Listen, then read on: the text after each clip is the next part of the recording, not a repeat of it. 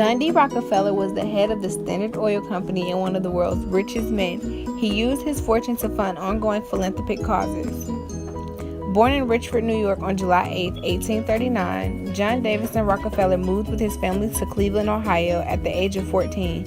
Unafraid of hard work, he embarked on a number of small business ventures as a teenager, landing his first real office job at the age 16 as an assistant bookkeeper with Hewitt and Tuttle commission merchants and produce shippers.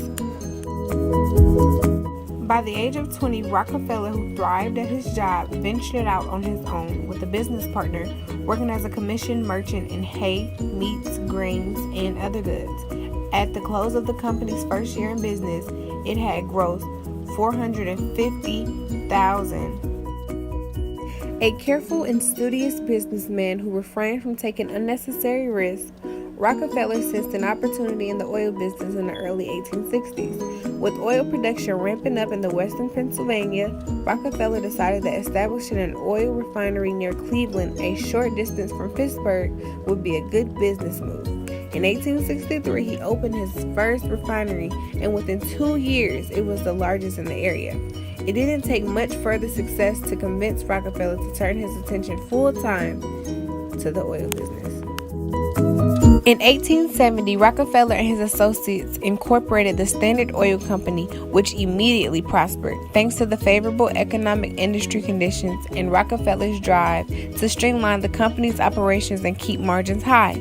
With success came acquisition, as Standard began buying out its competitors.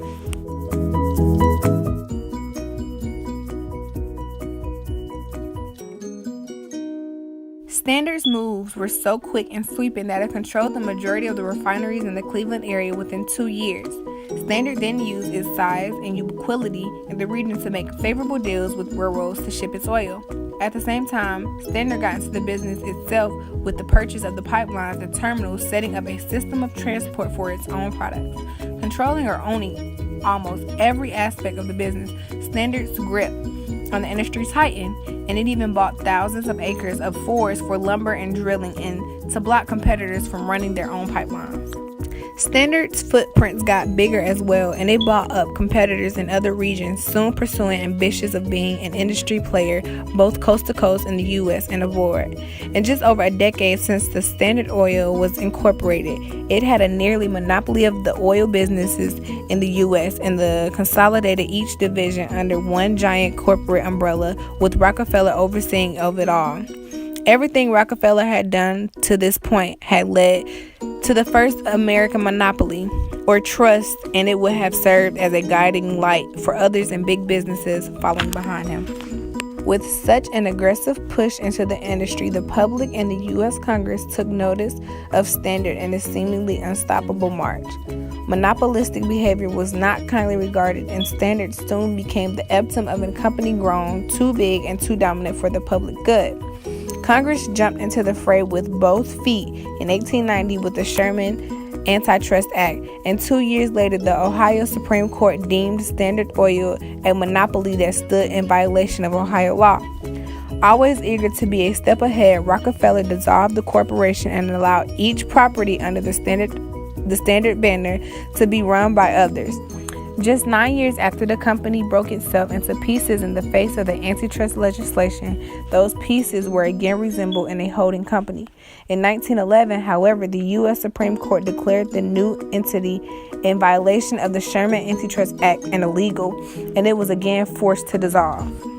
Rockefeller was a devout Baptist and once retired from the daily operations of running one of the world's largest businesses in 1895. At age 56, he kept himself busy with charitable endeavors, becoming one of the more respected philanthropists in history. His money helped pay for the creation of the University of Chicago, 1892, to which he gave more than $80 million before his death. He also helped fund the Rockefeller Institute for Medical Research, later named the Rockefeller University in New York, and the Rockefeller Foundation. In total, he gave away more than $530 million to various causes. With his wife, Lauren, Rockefeller had 5 children, including a daughter, Alice, who died in infancy. Rockefeller passed away on May 23, 1937, in Ormond Beach, Florida. His legacy, however, lives on. Rockefeller is considered one of America's leading businessmen and is credited for helping to shape the U.S. into what it is today. After spanning almost a century of eventful life, John D. Rockefeller Sr. dies in his 98th year. Kindliness and simplicity marked the latter years of this American oil magnate, although the methods of his business career had been regarded as ruthless. The bulk of his fabulous fortune he distributed, and a mere £5 million is the estimate of his private estate at the time of his death. Union in Budapest. The King of Italy visits Admiral Horthy.